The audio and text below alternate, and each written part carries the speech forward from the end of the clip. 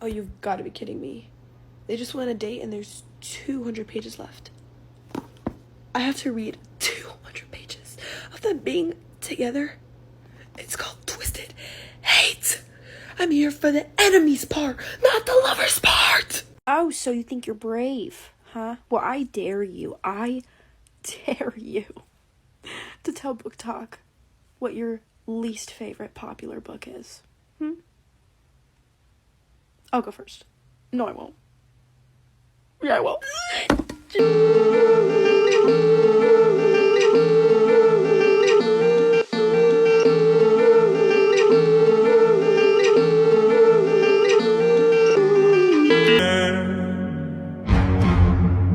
Gobble me, swallow me, drip down inside of me. Quick jump out for you, let it get inside of me. I tell them where to put it, never tell them where I'm about to be. I run down on them before I have a nigga running me.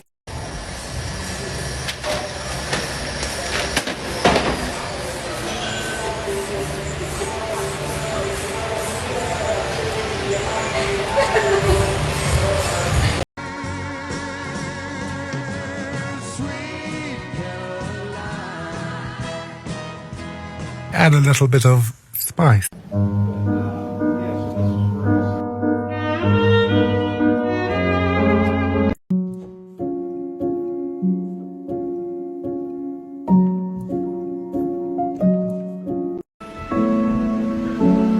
It's not like this with other people.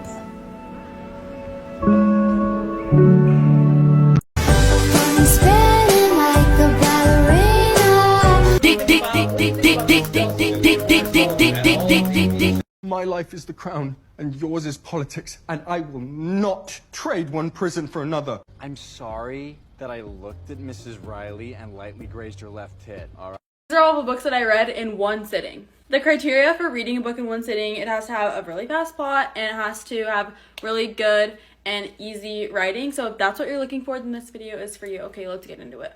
Okay, not to beat it at a horse or anything, but we're going to talk about Lynn Painter again, specifically her YA stuff.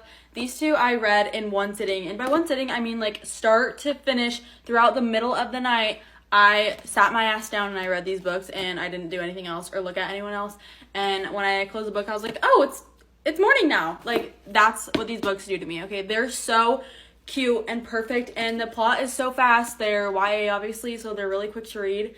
And these are like my favorites ever. I gave them both 5 stars. Okay, next we have Once Upon a Broken Heart and The Ballad of Never After by Stephanie Garber. I read both of these in one day, and not like both of them in the same day, but like both of them in their own day, you know? These are fantasy, but they're really light and easy fantasy. There's not a lot of world building, so that made the story really easy to just jump right on into. The plot moves so fast, the story never gets boring or drags on anywhere, and these are just like the cutest love stories. Jax is to die for. He's one of my favorite book boyfriends ever. You will love him if you read these. I highly recommend them, especially if you are just getting into fantasy. This is a really good place to start. Okay, another duology that I never ever talk about is It Happens One Summer and Hook, Line, and Sinker. I don't own It Happens One Summer, but I read these both in one day, and they're just like really quick and easy. Did I love them? No, but I didn't hate them. I actually have no idea what I rated them. I really did not love It Happened One Summer, but I really liked this one for some reason. I don't know why everyone loves the first one more than this one. I actually like this one a lot more. I think I gave these like 3.5 or something, but yeah, they're just like so fast. Something about them is just really addicting, and I don't know why. Okay, I know everyone doesn't actually like Addicted to You like the first one. They say it gets better as the series goes on, but I personally love this one.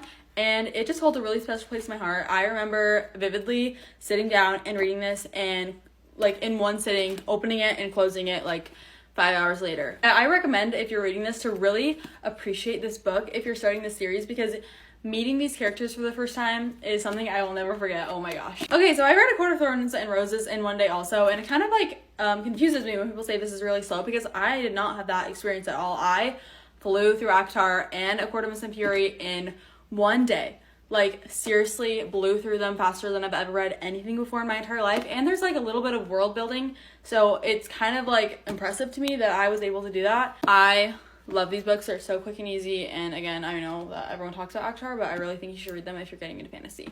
Okay, I can't believe I didn't mention this first, but the next is Love and Other Words, and this was the first book that I ever read front to back in one sitting. This is one of my favorite love stories ever. This and Beach Read are like the OGs for me, okay? When someone like in my life asks me what book should I read, I'm trying to get into reading, I'm like, okay, Beach Read and Love in Other Words. So those are the OGs. I'm gonna recommend them to every single human on this earth. Alternating timelines, and it's just the cutest thing ever, okay? So go read it. I read Trust of the Emerald Sea by Brandon Sanderson in one day, and that's just because this is the cutest, most amazing story ever. Oh my gosh, I wish this was like the it book of this year alongside Divine Arrivals and Fourth Wing. This should be up there, okay? This is just beautiful, and it's not a romance, but it's an adventure story. It's fantasy, and if you want to get into Brandon Sanderson, you should really read this. This is one of my favorites. I gave it 4.75 stars. Tress is one of my favorite female protagonists written in a story ever. I just love her, and you should really read this, okay? Because I devoured it in one day. Every single book video I do, I'm just like itching to mention Magnolia Parks, and of course I had to mention it in this one too because I did read this in one day. This was, if there's anything in this world that I want you to associate with me, it is this series, it is this book. I'm getting this whole entire book tattooed on my body. I'm not even kidding. I'm just gonna like cover all of my flesh with Jessa Hastings words because that's the least that she deserves for giving me the story and these characters. And I just like can't even talk about Magnolia Parks. Like I just get all flustered and like giggly and I can't even. Let me know what tattoos I should get for this book because I'm gonna get a tattoo dedicated to the series. I probably am gonna wait till after Into the Dark comes out, which yes, I did see that, and yes, I'm freaking out. I got like a DM from someone saying, oh my gosh, did you see that Into the Dark, like that Jessa Hastings announced the title? And I was like, first of all, thank you for like thinking of me when that came out because yes, I did see that, and yes, I cried myself to sleep because I'm so excited. Magnolia Parks, I read it in one day. Okay, those are all the books. Thank you for watching. Mwah. Your body like speaks to me.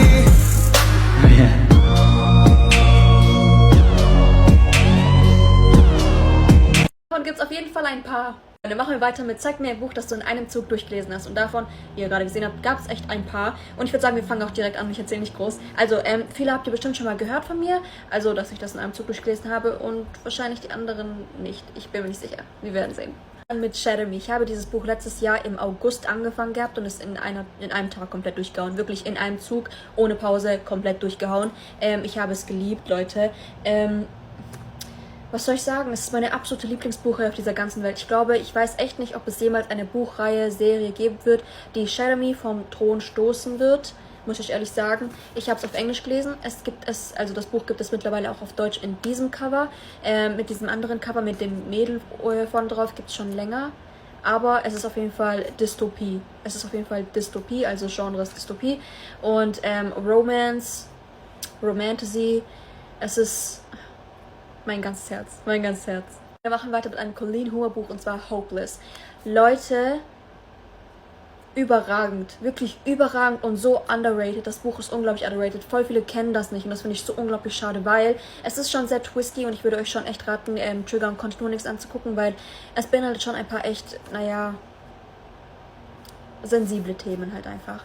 Und das Ding ist halt, Leute, es war wirklich so unglaublich spannend, weil man stellt sich wirklich während dem Lesen so viele Fragen und es sind auch einfach so viele Fragen, die halt auftauchen auf einmal und ich weiß nicht, ich habe halt die ganze Zeit wirklich, ich habe ununterbrochen weitergelesen, weil wirklich nach eine Frage kam, dann kam die nächste und dann wollte ich wissen, wie es weitergeht und so und dann auf einmal großer Plot-Twist im Buch und Cliffhanger im Buch und ich war so, oh mein Gott, what the fuck is happening? Und auf einmal noch mehr und so unglaublich gut, Leute. Ich hab's geliebt.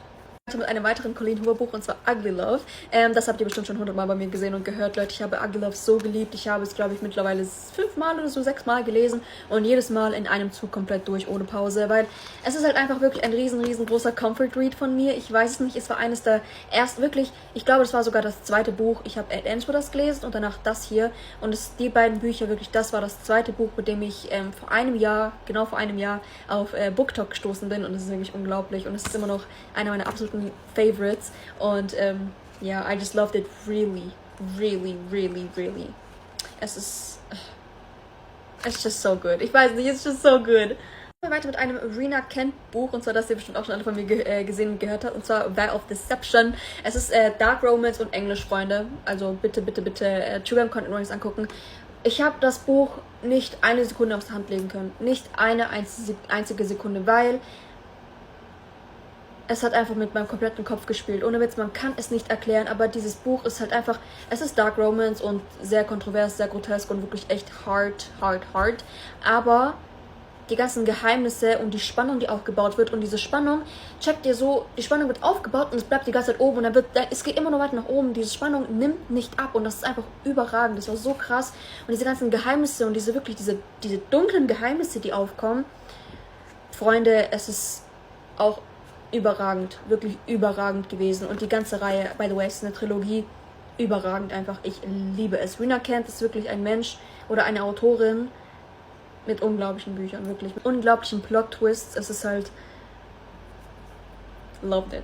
Rina Kent sind, dann kommen wir auch direkt zu Heart of My Monster. Das ist der dritte Teil der Monster-Trilogie, genau. Und Freunde, ich habe mich ja echt lang gedrückt vor dem zweiten Teil und damit auch vor dem dritten Teil.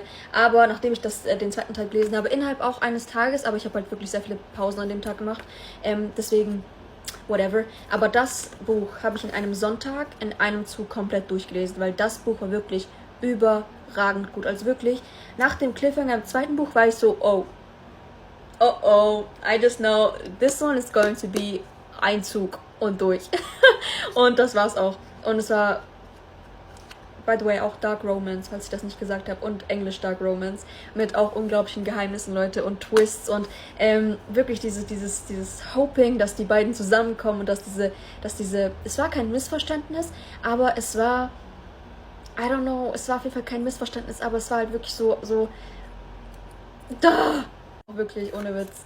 Just Kirill und Sascha, ach Leute, they're just made for each other. Ich weiß nicht, einfach unglaublich. Und das Ende, mein ganzes Herz.